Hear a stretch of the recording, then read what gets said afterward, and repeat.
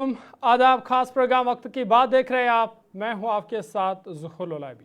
वक्त की बात में आज बात होगी बजट की। जम्मू कश्मीर के बजट पर सबकी नज़रें मरकूज़ है। 2 फरवरी से बजट इजलास का आगाज़ होगा, जबकि वज़ीर आला उमर अब्दुल्ला 6 फरवरी को माली साल 2026-27 के लिए जम्मू कश्मीर का सालाना बजट पेश करेंगे। वज़ीर आला उमर अब्दुल्ला जो वज़ीर ख़जाना की जिम्मेदारी भी निभा रहे हैं, मुसलसल दूसरी बार जम्मू कश्मीर का ये बजट वो पेश करेंगे। और ये बजट इसलिए भी अहम है क्योंकि बजट का जो असर है वो आम लोगों की ज़िंदगियों पर पड़ता है, आम लोगों पर बराह रास्त इसका असर होता है। और बजट से कबल वज़ीर आला ने प्री बजट मुशावरती इजलासों के ज़रिए तकरीबन तमाम शराकतदारों से तफसीली मशावरत भी की है। इस सिलसिले में 24 अहम सरकारी महकमों के साथ मुलाकात की गई है, जिनमें पावर है, फाइनेंस, समाजी बहबूद, तालीम, ज़राअत और दही तरक्की जैसे महकमे शामिल है। इन इजलासों में शोबा जाती ज़रूरियात, जारी मनसूबों, दरपेश चैलेंजेस और मुस्तकबिल की तरजीहात पर तफसीली गौर खोज किया गया। इसके अलावा सनत, तिजारत, सयाहत, होटल इंडस्ट्री, तालीम, ज़राअत और नौजवानों से वाबस्ता स्टेक होल्डर्स के साथ भी मुशावरती नशिस्तें मुनक़द हुई है, जहाँ अवाम दोस्त और जामा तरक्की पर मबनी बजट तजावीज़ जो है वो पेश की गई है। प्री बजट अमल के तहत मुख्तलिफ अजला के अराकीन असम्बली से भी अलग अलग मुलाकातें हुई है, जिनमें मकामी तरक्याती मसाइल, बुनियादी सहूलियात, सड़कों, पानी, सेहत, तालीम और सयाहती मनसूबों को उजागर किया गया। लेकिन इस वक्त जो जम्मू कश्मीर के दरपेश चैलेंज है उन पर एक नज़र डालते हैं कि बर्निंग इशूज़ इस वक्त कौन सा है। सबसे बड़ा इशू रिजर्वेशन का मसला है कि रिजर्वेशन निज़ाम में इस्लाहात, क्योंकि लगातार जो तालिब इल्म है वो मुतालबा कर रहे हैं कि हतमी रिपोर्ट लोगों के सामने लाई जाए। दूसरा बड़ा मसला वो डेली वेजर्स के हवाले से है। इनकी मुस्तकिली के हवाले से कमेटी बनी थी, दावे भी किए गए, लेकिन अभी तक कोई हतमी फैसला इस हवाले से नहीं हुआ। नौजवान जम्मू कश्मीर के बेरोज़गार है और नौजवानों के लिए रोज़गार के मौके फराहम करना एक बड़ा चैलेंज है। और देखने वाली बात होगी कि उमर अब्दुल्ला सरकार इस बजट में नौजवानों को क्या तोहफा देंगे। सनतों की बहाली, जो खासकर जम्मू कश्मीर के जो सनत है, इंडस्ट्री है, डेड हो गई है, इंडस्ट्री की बहाली के हवाले से कौन इस वक्त इकदाम उठाने की ज़रूरत है। और साथ ही साथ जो हम देख रहे हैं कि जम्मू को अलग रियासत बनाने की मांग इस वक्त उठ रही है। कई लीडरों के इस तरीके के बयान सामने आए। इसको किस तरह से इस पर वज़ीर आला उमर अब्दुल्ला क्या करेंगे, एक बड़ा चैलेंज है। इलाकाई तवाज़ुन और मसावी तरक्की, किस तरह से सबके साथ यकसा सलूक हो, सबको तरक्की के दायरे में लाया जाए, ये एक बड़ा मामला है। और ख़ासकर नौजवानों का जमहूरी निज़ाम पर जो एतमाद कहीं ना कहीं कम हुआ है, उसको किस तरह से बहाल किया जाए, ये एक बड़ा मसला है।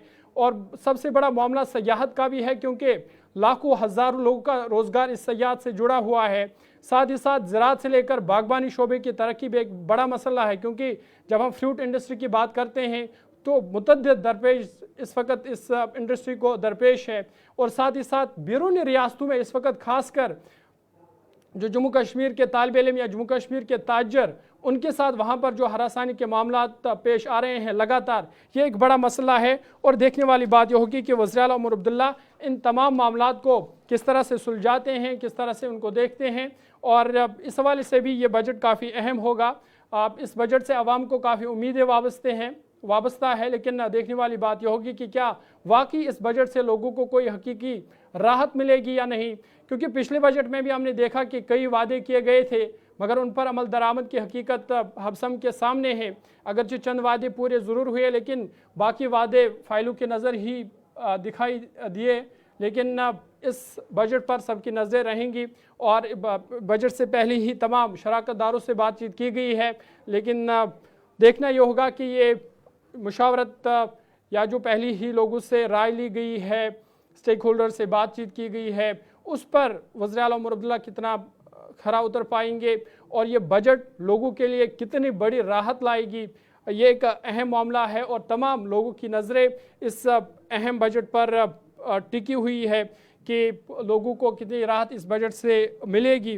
क्योंकि कई मामला जो हमने एक एक करके आपके सामने रखे भी, ख़ासकर जो बड़े इशूज़ या बड़े मामला है इस वक्त जम्मू कश्मीर को दरपेश है, सयाहत से लेकर सयाहत और साथ ही साथ बेरोज़गारी और महंगाई कहीं ना कहीं हर गुज़रते दिन के साथ बढ़ती जा रही है।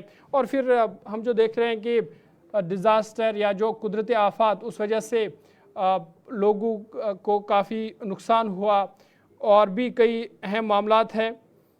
जिन पर देखना होगा कि वज़ीर आला उमर अब्दुल्ला इस बजट में लोगों को कितनी बड़ी रिलीफ, कितनी बड़ी राहत देते हैं, और इसी पर आज हम खास चर्चा करेंगे। ख़ास मेहमान इस डिबेट में हमारे साथ ज्वाइन करेंगे, उनसे पूछेंगे कि ये बजट, इस बजट को वो किस तरह से देखते हैं। और बड़ा मामला खासकर डेली वेजर्स का है, क्योंकि कई सालों से ये लोग परेशान हैं। इनको अगरचे इनके साथ वादे हुए हैं, लेकिन वो वादे वफा नहीं हुए हैं, जिस वजह से लगातार ये भी इस बजट से उम्मीद लगाई बैठे कि ज़रूर इस बजट से उनको राहत मिलेगी। इस वक्त खास मेहमान हमारे साथ ज्वाइन कर चुके हैं। एडवोकेट नीलोफर मसूद साहिबा है, नेशनल कॉन्फ्रेंस की तर्जुमान है। नीलोफर साहिबा बहुत शुक्रिया, खैर मकदम आपका।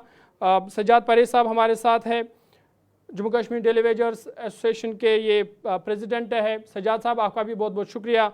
और कुछ देर बाद हमारे साथ रफ़ीक रथर साहब भी ज्वाइन करेंगे, पीपल्स डेमोक्रेटिक पार्टी के तर्जुमान हैं। राकेश पंत साहब भी हमारे साथ रहेंगे, भारतीय जनता पार्टी के तर्जुमान है। लेकिन एडवोकेट नीलोफर मसूद साहिबा, शुरुआत में आपसे ही करूँगा। 6 फरवरी को बजट जम्मू कश्मीर का पेश होना है। आम लोग या नौजवान तबका इस बजट से क्या उम्मीद लगाए और कितनी बड़ी राहत ये बजट लेकर आएगा? आपका बहुत बहुत शुक्रिया इस नाजुक सेशन में मुझे बुलाने के लिए। देखिए, जो ये हमारा बजट का सेशन है, आप खुद जानते हैं इसका शेड्यूल पहले ही आ गया। 27 दिन का एक लंबा जो सेशन हमारा रहेगा, इसमें हमारे जो बजट का है वो हमारे सामने आ जाएगा। आप खुद जानते हैं कि मुख्तलिफ स्टेक होल्डर्स से ऑलरेडी प्री बजट सेशंस जो है शुरुआत की है मौजूदा जी। गवर्नमेंट ने, under the leadership of the माननीय चीफ मिनिस्टर साहब उमर अब्दुल्ला साहब। उन्होंने कोशिश की है कि हर एक खित्ते को, हर एक फील्ड को वो खुद देख ले कि कहाँ पर क्या चीज जरूरत है, ताकि उसी हिसाब से वो बजट जो है हमारा स्टेक होल्डर्स के जितने भी वहां पर सजेशंस होंगे उनको मद्देनजर रखकर वो सामने वो ले आए। इससे पहले भी ये प्री बजट सेशन जो था, जो हमारा पहला बजट आया, तो हमने कोशिश उसमें की थी कि हर एक खित्ते को, जो हमारा एलिंग खिता है, खुसूसन हमारा इंफ्रास्ट्रक्चर जो यहाँ पर इतने सालों से बिल्कुल एक ही लेवल पर रहा है, वो आगे नहीं बढ़ा है। चाहे हम डेवलपमेंट की बात करें, हॉर्टिकल्चर की बात करें, एग्रीकल्चर की बात करें, या किसी भी शोबे में एजुकेशन की बात करें, तो हर किसी चीज के लिए डिमांड्स रखी गई थी। लेकिन अनफॉर्चुनेटली जो हमने लास्ट ईयर का बजट देखा, उसमें सिर्फ 41,000 करोड़ का बजट हमें दे दिया गया। इस बार हमने डिमांड भी रखी हुई है कि it should be double than that what was given last year. और साथ में स्पेशल पैकेज का होना एक बहुत ही इंपॉर्टेंट है। हमने लास्ट ईयर भी उसकी ख्वाहिश की थी कि एक स्पेशल पैकेज जो है जम्मू कश्मीर के लिए आएगा, लेकिन अनफॉर्चुनेटली वो अप्रूव नहीं हुआ। इस बार भी हम पर उम्मीद है कि इस बजट सेशन में जो पार्लियामेंट में भी चल रहा है, वहां पर हमारे लिए कुछ स्पेशल पैकेज होगा, जहां पर आपने खुद देखा कि लास्ट टाइम जो हमारे वो वॉर लाइक सिचुएशंस बने थे, या पहलगाम का जो आतंकवादियों का हमला हो गया, उसमें हमारी इकोनॉमी को, खुसूसन टूरिज्म का जो हमारा सेक्टर था, बिल्कुल जीरो पर आ गया। और हॉर्टिकल्चर को भी कुछ प्रॉब्लम्स हो गई जब हमारा नेशनल हाईवे बंद था। उसमें अरबों में हमारे जो ग्रोअर्स हैं, मैन्युफैक्चरर्स है, या जितने भी हमारे इस शोबे से ताल्लुक रखते हैं, उनका नुकसान हो गया। तो उन चीजों को मद्देनजर रखते हुए, और खुसूसन ये कि टर्माइल का शिकार भी ये जो जम्मू कश्मीर की एक रियासत फुल फ्लेजेड एक वक्त पर हुआ करती थी, आज यूटी है अनफॉर्चुनेटली। तो इन चीजों को भी मद्देनजर रखते हुए, और साथ में यहाँ के लोगों ने जो मुसीबतें देखी है, झेली है, उन चीजों से अगर हम ये कहते हैं दिल से दिल्ली की दूरी खत्म करनी है, तो वो बेशुमार चीजें जो जिस तरीके से दूसरे लोगों को दूसरे स्टेट्स में दी जाती, एक स्पेशल पैकेज बिहार में दे दिया गया या किसी और स्टेट में दे दिया गया, हम भी चाहते हैं कि हमारे लिए भी ऐसा एक पैकेज हो जहां पर हम यूथ्स को लेकर डिफरेंट डेवलपमेंटल प्रोग्राम्स है, चाहे हम इंफ्रास्ट्रक्चर की बात करें, उसको बढ़ाने की बात है, हर एक चीज में जिसमें हम यूथ को आगे बढ़ाए। या आपने अभी रिजर्वेशन की बात की, या उसके साथ साथ आपने डेली वेजर्स की बात की, तो हम भी चाहते तो हैं कि नीलोफर मसूद साहिब, क्या हम ये माने कि नेशनल कॉन्फ्रेंस सरकार फिर मरकजी सरकार के भरोसे पर ही बैठी है कि वहां से अगर कोई स्पेशल पैकेज मिलता है तो ही जम्मू कश्मीर का बजट ठीक होगा? देखिए, ये सिर्फ स्पेशल पैकेज की बात नहीं है, बल्कि जो हमारा एस्टिमेटेड बजट आ जाता है, अगर आप लास्ट टाइम देखेंगे, वो दैट वाज ओनली 41,000 करोड़। बिल्कुल। और उसमें अगर आप कंपैरिजन उससे पहले एक साल करेंगे, वो राउंड अबाउट 74-75 करोड़, 1,000 करोड़ के आसपास था। जी। तो वो अगर आप उसको डबल भी करेंगे, तो मुझे लगता है कि वो कम नहीं होगा। ये रियासत ये डिजर्व करती है। जिस तरीके से आप दूसरे रियासतों को आगे बढ़ाने की कोशिश करते हैं, उनका बजट हर साल बढ़ता है, कोई घटता नहीं है। लेकिन unfortunately Jammu Kashmir has become a experimental land. आपने देखा कि 75 के बदले हम चाहते थे कि यहाँ पर 80 के नजदीक, 80,000 करोड़ के नजदीक पहुंचे, लेकिन वो अनफॉर्चुनेटली 41,000 करोड़ आया। तो जो एस्टिमेट हमारा बन जाता है, वो सारे जो चीजें हैं, वो हमने सेंटर के सामने ठीक रखी है, हुई ठीक है। है, ठीक और है, हम पुर उम्मीद ठीक है है इस नीलोफर बार साहिबा, मैं आऊँगा अच्छा दोबारा आपके पास। जो ठीक है, एलोकेशन होगा बजट का, बहुत अच्छा होगा। ठीक है, मैं आऊँगा दोबारा आपके पास, लेकिन रफ़ीक रथर साहब आपके पास मैं चलूँगा। जम्मू कश्मीर का बजट आने वाला है, पीपल्स डेमोक्रेटिक पार्टी इस बजट को किस तरह से देखती है? देखिए जी, बड़ा चैलेंजिंग है। दूसरा बजट है प्रेजेंट सरकार का, और बिल्कुल। आपको पता है कि यहाँ पर मामलात हैं, बड़े सीरियस इश्यूज हैं, खासकर अनएम्प्लॉयमेंट हमारी जो है वो 32% तक जा पहुंची है, और जो नेशनल एवरेज से भी ज्यादा है।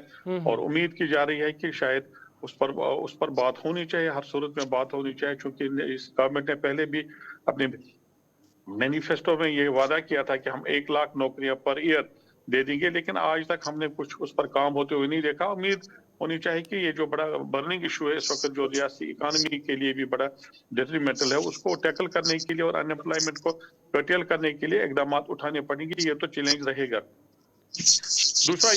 दूसरा ये कि जो डेली वेजर्स की आपने बात की, डेली वेजर्स का इशू, मैं बार बार कहता हूं कि ह्यूमन इशू है। अब जी।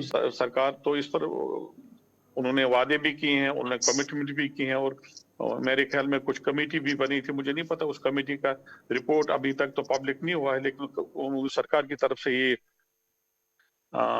ऐलान किया गया था कि हम बाज़ाब्ता एक कमेटी बनाएंगे जो इनके पैरामीटर्स को देखिए किस तरह से इनको रेगुलराइज किया जाएगा। लेकिन एक इशू है मेरी नजर में, बड़ा सीरियस इशू है, वो ये कि मैंने उस पर प्रेस में भी इससे पहले 1 हफ्ता बात की थी। वो हमारे जो डेली वेजर यूनियन के प्रेसिडेंट है वो भी यहाँ पर मौजूद है। मैंने सरकार से अपील की थी कि आपने जो प्री बजट कंसल्टेशन का सिलसिला शुरू किया था, हर सरकार करती है, और उसमें मैंने गुजारिश की थी सरकार से कि आप जो 4.5 लाख मुलाजिमीन हैं उनके रिप्रेजेंटेटिव्स को भी इस प्री बजट जो बातचीत है उसमें शामिल कर दें, ताकि वो अपने मामला रखें कि उनके अगर वो सही ढंग से अपनी बात रख पाते सीएम साहब के सामने, सरकार के सामने, ये डेली वेजर्स को रेगुलराइज अगर किया जाए तो किस तरह से किया जाए, उसके क्या पैरामीटर्स हैं, कि क्या तरीकेकार रहेगा। नंबर एक, 2026 में 8th पे कमीशन भी ड्यू है, उसके हवाले से भी बात होती, तो हो सकता है उसके लिए फंड्स भी इस बजट में वागुजार किए जाते।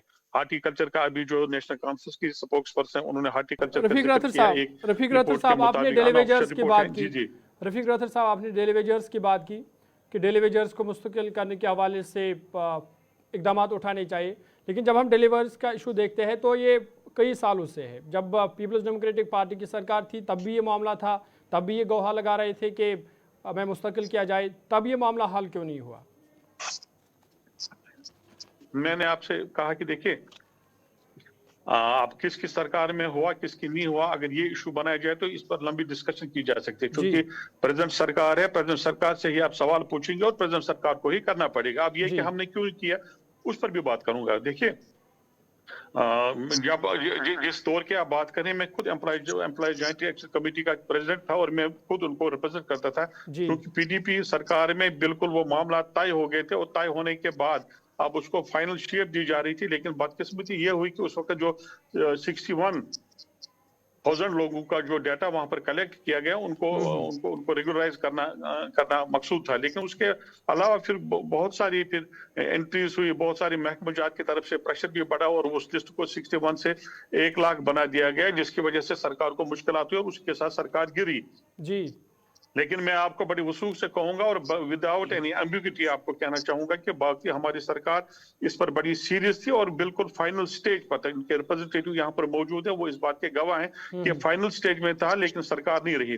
लेकिन उसको बहाना बनाकर आप ये नहीं कह सकते कि आज की सरकार ये बहाना बनाएगी कि उन्होंने नहीं किया, हमने नहीं, हमें नहीं करना, हम भी नहीं करेंगे। इस तरह से मामला तय नहीं होंगे। हाँ, जहां तक हार्टिकल्चर का ताल्लुक है तो एक डेटा के मुताबिक 800 करोड़, एक डेटा 1200 करोड़ रुपए का जो लास्ट बता रहे हैं, जो रोड की जो खस्ताहाली थी, जो रोड बंद हुआ उसकी वजह से तो सरकार को चाहे कि हार्टिकल्चर चूंकि एक बहुत बड़ी इंडस्ट्री और एक बहुत बड़ी पॉपुलेशन के परसेंटेज को कैटर करती है, उसको बचाने के लिए, उनको इन हादसात से बचाने के लिए और क्रॉप इंश्योरेंस का जो ऑलरेडी कंसेप्ट था यहाँ पर, उसको लागू करने के लिए, वो अभी तक यहाँ पर इस रियासत में लागू नहीं है, तो उस पर भी बात होनी चाहिए। इसके अलावा जो हमारे पास, ठीक है, मैं आऊंगा दोबारा आपके पास। ठीक है, मैं पहले सुमित शर्मा, ठीक है, मैं आऊंगा दोबारा आपके पास, लेकिन भारतीय जनता पार्टी के तर्जुमान सुमित शर्मा जी हमारे साथ हैं। सुमित जी, पहला रिएक्शन आपसे लेना चाहूंगा कि जम्मू कश्मीर का बजट आने वाला है और भारतीय जनता पार्टी इस बजट को किस तरह से देखती है? देखिए, सबसे बड़ी बात यह है कि जो ये बजट आने वाला और पिछले भी जो बजट आया था उसमें भी जैसे ये बात चल रही है, मैंने देखा एसपीयूज का भी एक बहुत पुराना मुद्दा है और डेली वेजेस का भी। ये दो ऐसी चीजें हैं जो हमेशा हर बजट में अपनी उम्मीदें इनसे लगाए बैठते, क्योंकि अब तो गवर्नमेंट बन चुकी है ना, अब तो सरकार बन चुकी है। चलिए, पहले ऐसा था कि सरकार नहीं थी, एडमिनिस्ट्रेशन से बात काम होता था कि एडमिनिस्ट्रेशन के जाते थे और बोलते थे कि एडमिनिस्ट्रेशन नहीं कर रही है, लेकिन फिर भी ये कि जो भाजपा की सेंटर की गवर्नमेंट थी उसने लगातार, आप देखिए 2014 से 2025 के बीच में जो इनकी सैलरीज 9200 रुपए के करीब वहां पहुंचा दी, जो कि एनफ नहीं है, लेकिन फिर भी कहते something is better than nothing. वो चीज फिलहाल यहां तक हुई। लेकिन सबसे बड़ी बात ये रहती है कि अभी जो बजट पीछे भी हुआ और उसपे जो हमारे यहाँ के सीएम है उमर साहब, उन्होंने कहा था कि हम एक कमेटी बिठाएंगे और उसके बाद उन्हें एक आश्वासन देके कि हम इन्हें जून जुलाई तक पक्का करेंगे या कुछ भी करेंगे इनके लिए अच्छा। लेकिन उसके बाद एक पीछे सुनने में आया जब उमर साहब ने सरेआम बोल दिया था कि इनका जो है डाटा हमने देखा, ये हमारे उसमें नहीं बैठ रहे हैं और हमारे उसमें जो सही नहीं बैठ रहा है, तो अभी हम इसके देखते हैं क्या करना है क्या नहीं। लेकिन उन्हें ये सोचना पड़ेगा कि डेली वेजर्स अब डेली वेजर एक ऐसी चीज बन चुकी है कि जिनकी उम्मीदें, जिनमें कई लोग रिटायर हो चुके हैं, जिनमें कई लोग की बेचारों की मौत हो चुकी है, एक सपना संजो के कि हमें रेगुलराइज करें। मैं कहता हूं रेगुलराइज नहीं भी करते, लेट इट बी, लेकिन उनकी सैलरी एटलीस्ट उनको उनकी सैलरी तो उनके वेजेस तो बढ़ाते थोड़ा। अब मैं एक भाजपा का कार्यकर्ता रहते हुए मैं आपको बताना चाहूँ आपके इस चैनल के माध्यम से, मैं यहाँ से सेंटर दिल्ली गया था और मैंने माननीय गजेंद्र सिंह शेखावत जी तक वहां के अपने पीएचई विभाग के जो थे, अपने कैबिनेट मंत्री थे, तो मैंने उनसे इनका एक यहाँ पे डेलीगेशन लेके बात करके महीना 15-20 दिन, एक महीना और कुछ दिन के अंदर वो 9400 तक जो इनका भी बना था उसके लिए बात रखी। और मैं एक छोटा सा कार्यकर्ता भाजपा का, एक आम इंसान की तरह ही, तो इतना सा इनके लिए अगर कुछ पॉजिटिव रिस्पांस आता है तो यहाँ पे बैठे सीएम साहब, अब पूरी गवर्नमेंट उनके अंडर है, वो यहाँ पे एज ए सीएम है, उनके पास डिपार्टमेंट है, उनके पास इस पीएचई के है, उन्हें ये चीज देखना है कि मैं कैसे इन लोगों का एटलीस्ट बजट में ये चीज कर पाऊं कि इन लोगों को सहूलियत दे पाऊं। ये लोग दिवाली हो, ईद हो, कोई बड़ा त्योहार हो, कुछ भी हो, उसमें एक उम्मीद लेके बैठते हैं और उम्मीदें धराशायी हो जाती हैं। पिछली इनकी वेजेस भी बहुत सारी पेंडिंग है।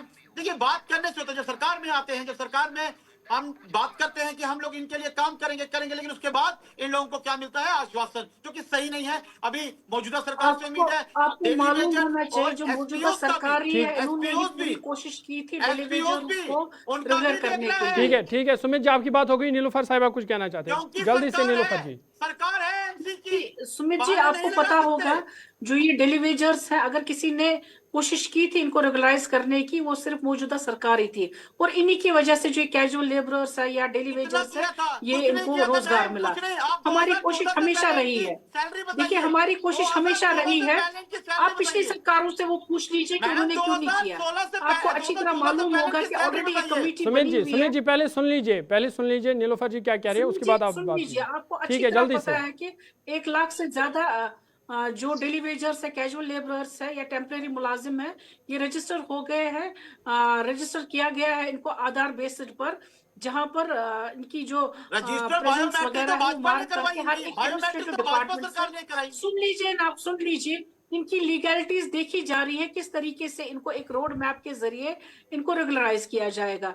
मौजूदा दिनों में इंशाल्लाह, अभी 4 साल हुकूमत बकाया है, आप वेट कीजिए, इंशाल्लाह हम पुर उम्मीद है जिस तरीके से एक रोड मैप के जरिए इन लोगों को रोजगार दिया गया, और उसी रोड मैप को आगे बढ़ाते हुए लीगलिटीज को देखकर, एडमिनिस्ट्रेटिव चीजों को देखकर, इनके जो चाहे फाइनेंशियली किसी को नुकसान हुआ है या किसी का एज बार हुआ है, वो सब चीजें, ह्यूमैनिटेरियन ग्राउंड, सब चीजों को मद्देनजर रखते हुए इनके जो जॉब से उनको सिक्योर करके जो जॉब में है वो जी। कोशिश की जाएगी हर एक डेली वेजर जो है उसको फायदा दिया जाए। उस पर काम हो रहा है और सीरियसली काम हो रहा है, और मौजूदा सरकार जब तक इनकी हुकूमत रहेगी, इंशाल्लाह आने वाले ठीक। 29 तक आप खुद देखेंगे कि जो डेली वेजर्स ठीक है, होंगे ठीक वो है। बहाल सजाद हो परेश साहब, जाएंगे, सजाद परेश उनको साहब, किया जाएगा। सजाद परेश साहब, क्या चूंकि आप एसोसिएशन के प्रेसिडेंट है, क्या कोई बातचीत हुई है हुकूमत की तरफ से एसोसिएशन के साथ या जिम्मेदारों के साथ, खासकर रेगुलराइजेशन के हवाले से, और क्या उम्मीद रखते हैं आप इस बजट से? क्या बड़ी राहत डेली वेजर्स को इस बजट से मिलेगी? देखिए ज़हूर साहब, अफसोस के साथ कहना पड़ता है कि सरकार जो वादे करती है फिर भूल जाती है। आहिस्ता आहिस्ता पहले जब सरकार on the floor of house, जब असेंबली में ये ऐलानात करते हैं, जब असेंबली खत्म हो जाती है तो असेंबली के बाहर आते ही ये अपने वादों को भूल जाते हैं। 2014 की अगर हम बात करेंगे, कैबिनेट सब कमेटी बनी थी, उस कैबिनेट सब कमेटी ने रिपोर्ट पेश किया था, और उसके बाद वजीर आला साहब ने ये कहा था कि हर महीने के बाद में, रफीक साहब गवाह है इस चीज के, वानी साहब थे उस वक्त या खुर्शीद आलम साहब थे, तो उस वक्त वजीर आला साहब ने ये वादा किया था कि हर महीने मैं मुलाजमीन को सुनूंगा, इनके नुमाइंदों को सुनूंगा, जो भी इनकी मुश्किलात है, इनके मुतालबात है, उनको सुना जाएगा। लेकिन अफसोस इस बात का है कि 10 साल के बाद जब यहाँ पे अवामी सरकार आ जाती है तो हमें पूरी उम्मीद थी कि हमारे जज्बात, हमारे एहसासात, हमारे मसाइल से आगाह है और हमारे मुतालबात से भी आगाह है, शायद हमें सुना जाएगा। प्री बजट डिस्कशंस हो रहे हैं, जम्मू में भी हो रहा है, कश्मीर में भी हो रहा है, हर एक स्टेक होल्डर को बुलाया जा रहा है, लेकिन जो आपकी सरकार को चला रहे हैं, जो इन मुश्किल हालात में, चाहे बर्फबारी हो, चाहे सैलाब हो, जो चाहे तैबाकुन सैलाब हो, कोई और भी हालात, नामासाइद हालात हो, इनमें जो आपकी सरकार को चला रहे हैं, आपके सिस्टम को चला रहे हैं, 4.5 लाख मुलाजिम, 4.5 लाख फैमिलीज है, और 61,000 आरजी मुलाजिम है, 61,000 आरजी मुलाजिमीन के साथ 61,000 फैमिलीज है, उनको आप नहीं सुन रहे हो। अफसोस तो इस बात का है कि जो लोग आपके लिए बिजली के खंभों पर बर्फबारी के दौरान तड़प तड़प के जान दे रहे हैं, जो लोग आपका पानी का सिस्टम चलाने के लिए दिन रात मेहनत करके 6 फुट 7 फुट बर्फ में चले जाते हैं और पानी रिस्टोर करते हैं, आवाम तक पहुंचाते हैं, उनको आप नहीं सुन रहे। तो हम क्या तवक्का रखें इस सरकार से? तवक्का तो यही थी ना जब अवामी सरकार बनने वाली थी कि ये हमारे मामलात को हल करेंगे, लेकिन आप हमें नहीं सुन रहे हो बजट से पहले, फिर आप बजट पेश करोगे तो शायद वो हमारे जो हमारे मुतालबात है उन पर पूरा नहीं उतरेंगे। देखिए, सरकार ने 9 मार्च को बजट पेश किया, उसमें डेली वेजर्स कैजुअल लेबर्स के हवाले से 9 मार्च 2025 की मैं बात कर रहा हूँ, उसमें डेली वेजर्स कैजुअल लेबर्स के हवाले से खाली शब्दों का इस्तेमाल किया गया था, रेगुलराइजेशन को कोई नाम निशान नहीं था, वही पुरानी बातें दोहराई गई थी जो 2009 में 2014 में दोहराई गई। तो सजाद परेश साहब, क्या आपकी जो शिकायत वाले बजट में सजाद परेश साहब, आपकी जो शिकायत या गिला या शिकवे हैं, क्या ये सिर्फ मौजूदा सरकार से ही है या जो पुरानी सरकारें रही है उनसे भी है? देखिए, यहाँ पे जितनी भी सरकारें आज तक आ गई है ना, हम समझते हैं इस daily Vaser casual labour issue के साथ सबने सियासत की है, इसमें सबके सब जिम्मेदार है। पीडीपी और बीजेपी की जहां तक ताल्लुक है, तो उन्होंने एक शुरुआत की थी, SRO 520 की शुरुआत की थी, और उसमें हमें ये वादा दिया गया था कि आपके साथ 7th पे कमीशन इंप्लीमेंट होने के बाद 520 में वो सारे अमेंडमेंट्स किए जाएंगे और वो सारे मुराद दिए जाएंगे जो यहाँ का 4th क्लास एम्प्लॉय ले रहे हैं। तो सरकार भी नहीं रही, फिर यूटी भी नहीं रही, वो SRO भी नहीं रहा, अब नई सरकार आई, अब उमर साहब ने वादा किया था, एक कमेटी बनाई, और उमर साहब के ये अल्फाज थे on the floor of house कि हड़ताली मुलाजमीन से मेरी अपील है कि वो हड़ताल खत्म करके काम पर लौट जाए, और जो कमेटी थी उन्होंने चीफ सेक्रेटरी साहब की सरबराही में बनाई थी, उसके साथ बात करें, अपने मुतालबात उनके सामने रखें। हम कई बार चीफ सेक्रेटरी साहब से मिले, उस कमेटी के मेंबरान से मिले, हमने उनको कहा कि जो कमेटियां आज तक बनाई गई है, जो कमीशन आज तक बनाए गए हैं, उनमें जो रिपोर्ट्स पेश किए हैं, जो सिफारिशात उन्होंने पेश किए हैं, उसमें कहीं ना कहीं खामियां हैं, कोताहियां हैं। हम चाहते हैं जो हमारे खदशात है, जो वो खामियां और कमियां हैं, उनको दूर किया जाए, लेकिन सुनने वाला कोई नहीं है। सिर्फ बयानात दिए जा रहे हैं। जनाब 2026-2027 का जो साल है, ये टेलीविजन कैजुअल के लिए खुशी का साल है। अल्लाह करे ऐसा हो। तो हमारा ये मुतालबा है, अगर सरकार ऐसा करना जा रही है, जैसे मेरी अभी बहन नेशनल कॉन्फ्रेंस की स्पोक्स पर्सन है, वो कह रही थी कि हम मरहलावार तरीकों में हम ढूंढ रहे हैं, हल ढूंढ रहे हैं। ये हल तो 2009 से ढूंढ रहे हैं ना सरकार। उसके बाद 2014 में पीडीपी और बीजेपी की सरकार रही, 2014 के बाद पीडीपी और बीजेपी की सरकार ढूंढ रही थी, लेफ्टिनेंट गवर्नर साहब भी ढूंढ रहे थे। इनके पास तो रिपोर्ट्स है, इनके पास तो रिकमेंडेशन है। कैबिनेट सब कमेटी का राहतर साहब जिस कमेटी का सरबराह था, उसका रिपोर्ट के सामने है। हम चाहते हैं हमारे जो खदशात है रिपोर्ट्स के हवाले से, रेगुलराइजेशन के हवाले, उन खदशात को दूर किया जाए। अगर सरकार हमें मरहलेवार तरीकों में रेगुलराइज करना चाहती है, वो रेगुलराइजेशन क्या होगी, कैसी होगी, किन लोगों को रेगुलराइज करने जा रहे हो, क्या उसमें सारे लोगों को लिया जाएगा कि नहीं लिया जाएगा। इसके साथ ही हमारे पब्लिक सेक्टर ठीक है सजाद परेश साहब, आपकी बात होगी। नीलोफर साहब, ठीक है, नीलोफर साहब आपके पास में आऊंगा। आप कह रहे हैं कि मरहलावार तरीके से इनको मुस्तकिल किया जाएगा, लेकिन सजाद परेश साहब कह रहे हैं कि हमसे कोई बातचीत नहीं हुई है। दूसरा मसला ये, जब हम ये डिबेट इस वक्त हम कर रहे हैं, तो कई लोग हमें ये भी पूछ रहे हैं कि जो पिछले साल का बजट था उसमें कई वादे किए गए थे, लेकिन अभी तक वो वादे हाल नहीं हुए, तो इस नए बजट से हम क्या उम्मीद लगाए? मुझे पूछ रहे हैं आप? जी। देखिए, अभी यहाँ पर बीजेपी के भी रिप्रेजेंटेटिव बैठे हुए हैं और पीडीपी के भी रिप्रेजेंटेटिव, क्योंकि जो लास्ट हुकूमत रही थी ये इन्हीं दो की थी जी। ये बहुत ही ज्यादती होगी अगर यहाँ पर जो डेली वेजर्स के रिप्रेजेंटेटिव या प्रेसिडेंट बैठे हुए हैं ये कहेंगे कि मौजूदा सरकार ने कुछ नहीं किया। 2014 में इनको मालूम होना चाहिए ऑलरेडी 61,000 जो डेली वेजर्स थे, इंक्लूडिंग कैजुअल लेबरर्स या टेम्परेरी जो भी थे, उनको आइडेंटिफाई करके पूरा एक रोड मैप बना दिया गया था कि इनको रेगुलराइज करना है। लेकिन अनफॉर्चुनेटली फ्लड्स की वजह से प्रायोरिटी जो थी हमारी चेंज हो गई, कैटास्ट्रॉफ एक लार्जर लेवल का हुआ था, जिसकी वजह से पैसा वगैरह जो था हमें डाइवर्ट करना पड़ा एट द लास्ट मोमेंट, क्योंकि उस वक्त खुद भी जानते हैं कितना नुकसान जम्मू कश्मीर को हुआ था। अब रोड मैप तो बना हुआ था, अब आने वाली सरकार जो थी उनका काम था उस चीज को आगे बढ़ाना, लेकिन अनफॉर्चुनेटली उन्होंने लाया भी SRO-520, कोई शक नहीं है, ताकि वो रेगुलराइज करे। लेकिन फिर उसका इस्तेफादा उन्होंने किनको दे दिया? सिर्फ 570 लोगों को। उसके बाद 19 आया, उसको स्क्रैप कर दिया गया, उसके बाद कुछ भी नहीं हुआ। फिर इस गवर्नमेंट ने जहां पर 61,000 लोगों को आइडेंटिफाई किया था, आज की डेट में अगर हम देखते हैं ये 1 लाख से ओवर हो गया है, ज्यादा हो गया है, जिनको आइडेंटिफाई किया गया है as casual labourers, as daily wagers. सरकार ने तो किया, लेकिन वो रिपोर्ट 24 अक्टूबर 2014 को सबमिट की गई और जब कोई काम करता है आप उस चीज को अप्रिशिएट भी कीजिए। आपके पास उस वक्त भी मौका था आप पिछली सरकार को, क्योंकि सेंटर था, यहाँ सेंटर था, उनके लिए फाइनेंशियल इम्प्लीकेशन नहीं होती है, हमारे लिए तो फाइनेंशियल इम्प्लीकेशन है। 4 दिन पहले सरकार है नहीं हमारे पास, कोड ऑफ कंडक्ट लगने से पहले कोशिश कर रहे हैं सबमिट किया गया, तो उसके साथ ज्यादतियां हो गई है। उसके बाद पीडीपी और बीजेपी की सरकार आई तो उन्होंने भी एक करके नीलोफर जी पहले इनको जरा सुनिएगा। हर एक सरकार में एक ही बात करो, सब सबमिट किया और कुछ किया ही नहीं है। आज इंसानी मामले और जो इंडिविजुअल्स का मामला है, इसको सब इंसानी और समाजी मामला करार दिया, लेकिन इंसानी दायरे के अंदर किसने सोचा? अगर इंसानी दायरे के अंदर सोचा होता तो आज ये मामला नहीं होता, तो हम दर दर की छोड़ी नहीं खाते। आज हमारे मुलाजिम को 60 वर्ष के बाद खाली हाथ घर नहीं भेजा जाता। ह्यूमैनिटेरियन भी इंक्लूड किया गया है, ह्यूमैनिटेरियन भी इंक्लूड किया गया है।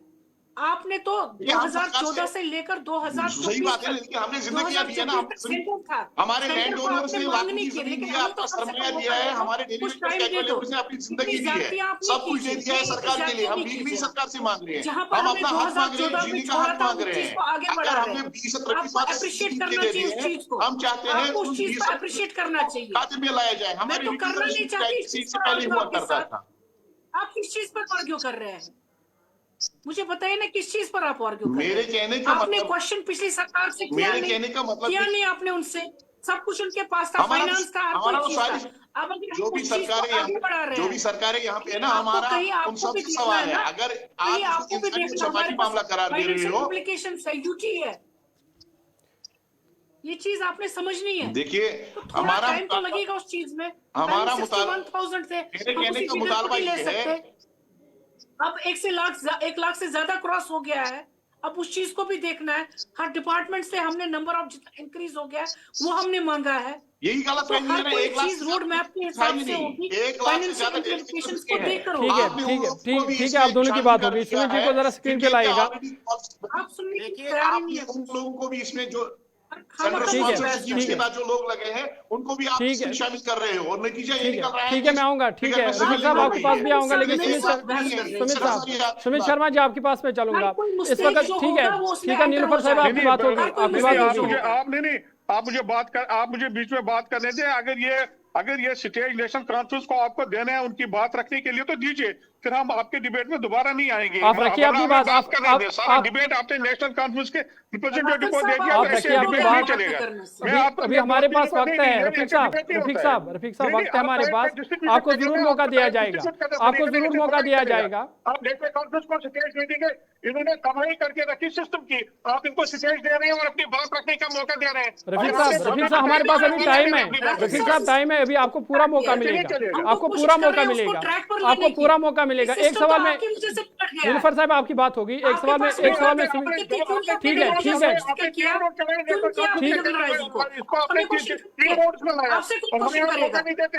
मैं ठीक है, नीलूफर साहब आपकी बात होगी, आपकी बात होगी। ठीक है, रफीक साहब आऊंगा मैं, रफीक साहब आपको पूरा मौका मिलेगा, वो पढ़ने के लिए आते हैं डिबेट में, ऐसे थोड़े रफीक साहब पूरा मौका मिलेगा, मैं आऊंगा आपके पास। लेकिन एक सवाल मैं सुमित शर्मा से ले लूं। सुमित शर्मा जी, ये जो इस वक्त मामला चल रहा है खासकर डेली वेजर्स का, क्या आपको नहीं लग रहा है कि मरकजी सरकार को इसमें मुदाखलत करनी चाहिए और एक स्पेशल पैकेज इनके लिए देना चाहिए ताकि मसला हल हो जाए? सर बायोमेट्रिक किसने करवाया? आज ये एनसी के यहाँ पे हमारी बैंक प्रवक्ता बैठी हुई हैं, ये बोल रही हैं हमने रेगुलाइज किया 1 लाख। मुझे बताइए डाटा कहाँ है 1 लाख का? इन्होंने खुद ही, मैं आपको बताऊं, आपके मंच से बताऊं, 1 लाख का ये झोल बनाया है इन्होंने ताकि कंफ्यूज किया जाए डेली वेजरों को। यार आपके टाइम थे तो मैं बताऊं, नीलूफर साहिबा पहले इन्हें कंप्लीट करने दीजिए, नीलूफर साहिबा पहले इन्हें कंप्लीट करने दीजिए, फिर आप जवाब दीजिए। आपने बायोमेट्रिक नहीं करवाया, सेंटर भी आपका, स्टेट भी आपका, सरकार की बात कर रहे हैं, सब कुछ आपका। आपने क्या किया इन लोगों के लिए? आज आप इनको सियासत करेंगे? बंद कीजिए ये सियासत की दुकानें जो आप डिलीवरी पर चलाते हैं, ये बंद कीजिए। ये सियासत की दुकान नहीं चलेंगी यहाँ पर, आपने डेली नहीं चलेंगी। पीठ पे चूरा गोपा, आपने इनको गाड़ के तौर इस्तेमाल किया बीजेपी को। अब हमें तो कुछ करके दे दीजिए। आपने 2014 में आपने 60,000 का, क्यों आपने 570 को ये ठीक है, ठीक है, आप दोनों की बात हो गई। ठीक है, रफीक साहब को लाइए, रफीक साहब को लाइए। आप